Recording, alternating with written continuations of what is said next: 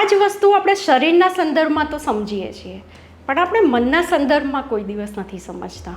વેદાંત શું છે એની લોકોને એટલા માટે નથી ખબર. એ તમે પૂછો છો પગની હાલત કેવી છે, તો કે બસ એ તો આવે છે જાય છે, કોઈક વાર બહુ ચાલવાનું થાય, જોબમાં તણાવ હોય તો એ પ્રોબ્લેમ થાય છે. તો તમે કહો જીવનમાં જે કરીએ છીએ એ કરીએ, જે ભણવાનું, નોકરી, ભરણ પોષણ, બરાબર, જવાબદારીઓ બધી કરીએ, એની સાથે સાથે ખાલી સમજવાની જરૂર છે કે તો વેદાંત શીખવાથી સારું થઈ જાય, આ તકલીફમાંથી આપણે મુક્ત થઈ શકીએ.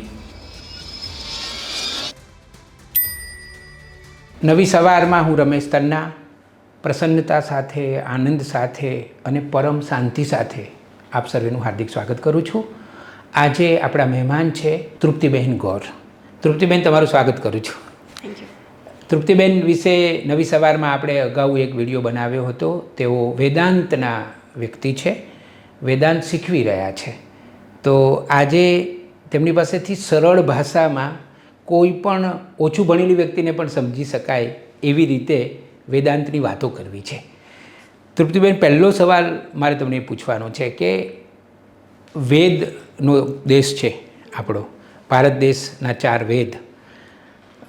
તો આ વેદાંત છે એ શું છે? આપણને બધાને એ તો ખબર છે કે આપણો ધર્મ વૈદિક ધર્મ છે, અને એટલે જેને સનાતન ધર્મ કહીએ છીએ, જેને હિન્દુ ધર્મ કહીએ છીએ. જી, બરાબર છે. તો એ વેદો ઉપરથી આવ્યા છે.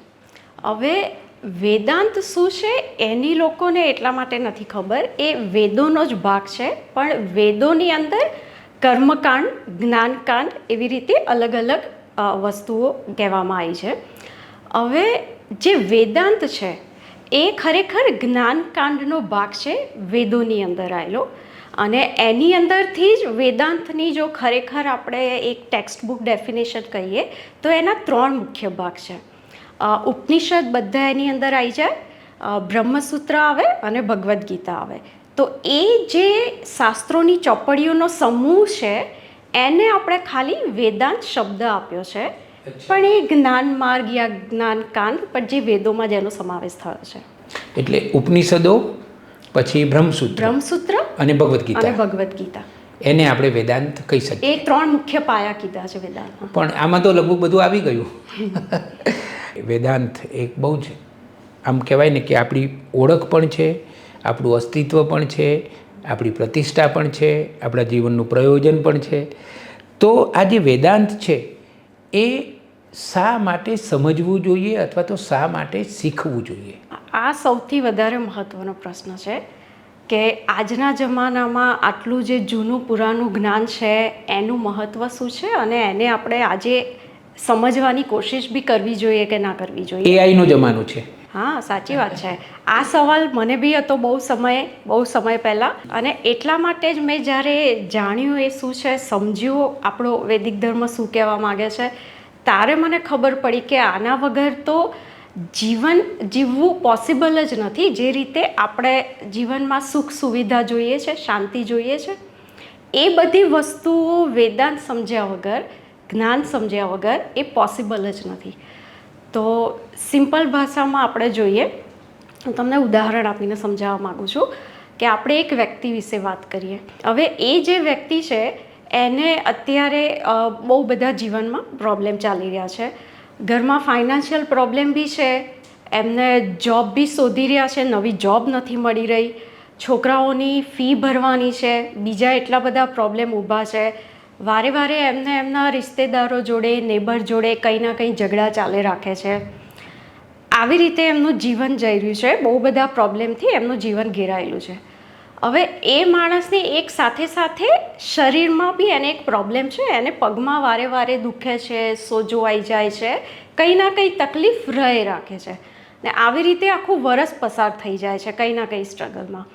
હવે એ માણસ ફોર એક્ઝામ્પલ આપણને મળે છે, બરાબર, તો તમને મળે છે, એ તમે પૂછો કેમ છે, તો એ તમને આ બધા પ્રોબ્લેમ કે આવું આવું જીવનમાં ચાલી રહ્યું છે, અને એમાં એક તો આ પગ બી હેરાન કરે છે. હવે તમે એ માણસને નોર્મલી શું સલાહ આપો કે પગની તકલીફ છે, આપણે એની જાંચ કે એને તો ડૉક્ટરને બતાવવું પડે? તો એ કહેશે ના ના, અમારે બીજા બહુ બધા પ્રોબ્લેમ છે. બીજા બધા પ્રોબ્લેમ ઠીક થઈ જશે પછી હું આના પર ધ્યાન આપીશ. યા શું ખબર કે હું નોકરી માટે આટલું બધું બસમાં રખડું છું, કદાચ એના લીધે જ પગે સોજો ચડતો હોય તો, કારણ કે હું ઘરે રહીને આરામ કરું તો ઘણી વાર મટી બી જાય છે. એ માણસની અત્યારે હજુ જીદ છે. હવે એ માણસ તમને ફોર એક્ઝામ્પલ વર્ષ પછી ફરીથી મળે છે. હવે તમે પૂછો છો લાઈફમાં શું ચાલી રહ્યું છે, તો કે નોકરી મળી ગઈ છે, તો હવે જે પૈસાનો પ્રોબ્લેમ હતો એ ઠીક થઈ ગયો છે. જે બીજા લોકો જોડે ઝઘડા ચાલી રહ્યા હતા એમાં હવે વચ્ચે થોડી સમજથી હવે એ બધું બરાબર ચાલી રહ્યું છે, શાંતિ છે. હવે તમે પૂછો છો પગની હાલત કેવી છે, તો કે બસ એ તો આવે છે જાય છે, કોઈક વાર બહુ ચાલવાનું થાય, જોબમાં તણાવ હોય તો એ પ્રોબ્લેમ થાય છે. તો તમે કહો હજુ બી સોજો આવે છે ને, તકલીફ તો છે, તો બેટર છે ડૉક્ટરને બતાવી આવીએ. હવે ફરીથી શું કહે છે તમને કે અત્યારે મારે ઓફિસમાં નોકરી તો લાગી ગઈ છે પણ બહુ પોલિટિક્સ ચાલે છે. હવે મારા મનમાં પહેલાં એનો મને ફેસલો લાવવા દો, એ વધારે ઇમ્પોર્ટન્ટ છે, આને હું પછી જોઈશ. હવે આ જે આખી વાત છે બરાબર, એમાં આપણને તો હસવું આવે કે કેવું માણસ ગાંડું છે, કેમ આ નથી સમજતો. બીજી તકલીફો તો સોલ્વ કરવા માટે જે કરવાનું છે એ કરવાનું જ છે, પણ ડૉક્ટરને બતાવીને જો મારા શરીરમાં જે તકલીફ છે એને હું સમજણ કેળવી લઉં કે કેમ થઈ રહ્યું છે, એનો ઈલાજ કરાવી લઉં, તો કદાચ બીજી તકલીફમાં તો મને ઓર સરસ સ્ફૂર્તાથી મને બીજો બધો પ્રોબ્લેમ સોલ્વ કરવાનો મોકો મળશે. આ જ વસ્તુ આપણે શરીરના સંદર્ભમાં તો સમજીએ છીએ, પણ આપણે મનના સંદર્ભમાં કોઈ દિવસ નથી સમજતા. હવે જીવનમાં તમને બી ખબર હશે, આપણે બધાના મન અંતઃકરણ જેને આપણે કહીએ છીએ એ એક સરખા છે. બધા તકલીફમાંથી તો પસાર થાય જ છે, એવું કહેવું ખોટું નથી કે મન બિકોઝ એ કોન્સ્ટન્ટ તકલીફમાં જ રહે છે કે આપણને એ તકલીફથી આપણું મન, આપણું જીવન આપણું શૂન્ય થઈ ગયું છે. હવે એમાં વધારે પડતી તકલીફ હોય તો જ આપણે એનો નોંધ લઈએ છીએ અને આપણે જીવનમાં કશું બી કરીએ છીએ બરાબર, જેટલું બી સુખ આનંદ પ્લેઝર માટે જેટલું બી ભાગદોડ કરીએ છીએ એ બધી જ ભાગદોડ બિકોઝ આપણી ઓલરેડી આ જે તકલીફ છે એમાં થોડી રાહત થાય એટલા માટે જીવનની આ ભાગદોડ છે.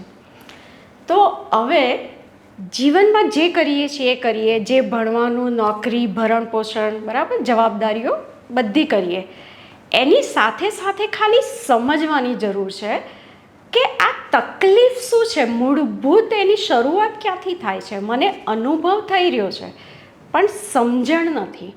શરીર મારું જ છે, મને પેન થઈ રહ્યું છે પણ મને સમજણ નથી કે કેમ છે, આની સારવાર શું છે, મને આમાંથી કઈ રીતે મુક્તિ મળશે. તો મને એટલી ખબર છે કે હા, મને તો નથી ખબર કે શરીરની તકલીફ દૂર કઈ રીતે કરવી, મને તો ખાલી અનુભવ થઈ રહ્યો છે તકલીફનો. તો આપણે ડૉક્ટરને જઈને મળીએ, ડૉક્ટરને વાત કરીએ, એ મારી સારવાર કરશે. એ સારવાર દરમિયાન કદાચ મને એટલું સારું ફીલ ના બી થાય, પણ જ્યારે સારવાર પૂરી થઈ જાય છે, જ્યારે આપણે હોસ્પિટલથી ઘરે આવીએ છીએ, ત્યારે આપણને જે સુકૂન મળે છે કે ઓ તકલીફ ગઈ, હવે મને યાદ બી નથી કે મારું પગ કે શરીરમાં કંઈ છે, હવે તો હું મુક્તિથી બીજી બધા કામ પર ધ્યાન આપી શકું છું. તો આ જ મનની તકલીફ, અંતઃકરણને સમજવું, જાણવું કે શું છે બેચેની, એના માટે છે વેદાંત. વેદાંત કોને શીખવું જોઈએ? તકલીફ કોને છે આપણે એ જોઈએ. જેને જેને તકલીફ છે એને બધાએ શીખવું જોઈએ. જેને એવું લાગે છે કે મારે તકલીફ અત્યારે નથી બરાબર, પણ વારે વારે જીવનમાં આવે જ રાખે છે. બધાને એવું લાગે છે કે મારો આ પ્રોબ્લેમ સોલ્વ થઈ જશે તો મારી તકલીફ દૂર થઈ જશે. પણ જો તમારા જીવનને તમે ગહેરાઈથી જુઓ કે સ્કૂલમાં હતા ત્યારે એક્ઝામનું ટેન્શન કે ડિગ્રી ક્યારે મળી જશે, પછી નોકરી ક્યારે મળી જશે તો મારા લાઈફમાં બધું ઠીક થઈ જશે. જેટલા બી સ્ટેજીસ છે એ બધા જ સ્ટેજીસમાં તમે જે વિચાર્યું હતું એ મળી બી ગયું, આપણે મેળવીએ બી છીએ જીવનમાં, એ છતાં તકલીફ ત્યાંની ત્યાં રહે છે. એવું લાગે છે કે એનું રૂપ બદલે છે, સ્વરૂપ બદલે છે, પણ એનો અનુભવ સેમ રહે છે. તો વેદાંત શીખવાથી સારું થઈ જાય, આ તકલીફમાંથી આપણે મુક્ત થઈ શકીએ? વાત સમજવાની છે. જ્યાં સુધી સમજ્યા નથી ત્યાં સુધી તકલીફ છે, સમજવાથી જ તકલીફ દૂર થાય છે. પણ થાય છે, એમાં કોઈ શંકા નથી. ડેફિનેટલી. એટલા માટે તો આપણે આજે મહાન કોને ગણીએ છીએ? આપણા જે સાધુ સંતો છે બરાબર, જેનું આપણે જીવન જોઈએ છે, આપણે પ્રૂફ જોઈએ છે ને, ઋષિ મુનિઓ આપણા તકલીફ દૂર થાય છે કે નહીં એની આપણે પ્રૂફ જોઈએ છે. પણ આપણી જોડે તો પ્રૂફ અવેલેબલ છે. આપણા દેશમાં એટલા સરસ સંતોનું આપણી જો બધાને નામ તો ખબર જ હશે. આપણે ઇવન કહું છું ને કે હમણાંના નવા જ સંત આપણે જે વેદાંતના બહુ ખાસ ગણવામાં આવે છે, જેમ કે શંકરાચાર્યની વાત કરીએ, આપણે એકદમ નવા ગણીએ તો સ્વામી વિવેકાનંદ, એ બધા લોકો વેદાંતના ટીચર્સ હતા. હવે એમનું જીવન જોઈને તમને લાગે છે કે એમના જીવનની મુશ્કેલીઓ બાકી હતી?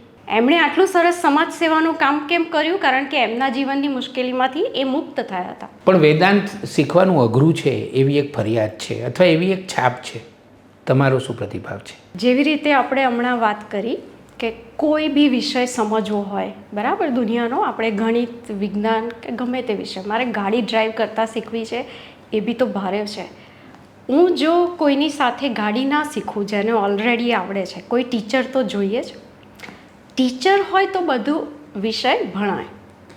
તો રસોઈ બનાવતા શીખવી હોય, ગાડી ડ્રાઈવ કરતાં શીખવી હોય, કે આપણે એન્જિનિયરિંગ બનવું હોય, કે ગમે તે વિષય કરવો હોય, આપણે ટીચર તો જોઈએ જ. જ્યારે ટીચર વગર અભ્યાસ કરીએ તો તકલીફ પડી શકે છે. પણ એટલા માટે જ ખાલી હું બધાને કહું છું કે જેવી રીતે જે બીજા વેદાંતના ટીચર્સ હતા એમની સાથેથી હું શીખી છું, તો મને હવે બરાબર મને સમજણ સારી થઈ છે. અગર કોઈને શીખવું હોય તો હું વેદાંત શીખવાડું છું. કેટલું સારું. તો આ હતા તૃપ્તિબહેન, જેમની પાસેથી આપણે એ જાણ્યું કે આ વેદાંત શું છે, વેદાંત શા માટે શીખવું જોઈએ, કોણે શીખવું જોઈએ, અને વેદાંત શીખવાનું સહેલું છે કે અઘરું છે, આ બધા પ્રશ્નોના ઉત્તર તૃપ્તિબેને આપણને આપ્યા. આ જ શ્રેણીમાં બીજો મનકો પણ આપણે કરી રહ્યા છીએ. એમાં આપણે વેદાંતના સંદર્ભમાં બીજી ઘણી મહત્ત્વની વાતોની ચર્ચા તૃપ્તિબેન સાથે કરવાના છીએ. તૃપ્તિબેન, તમે નવી સવારના સ્ટુડિયોમાં આવ્યા અને અમને સમય આપ્યો એ માટે તમારો આભાર માનું છું. મને બોલવા માટે થેન્ક યુ.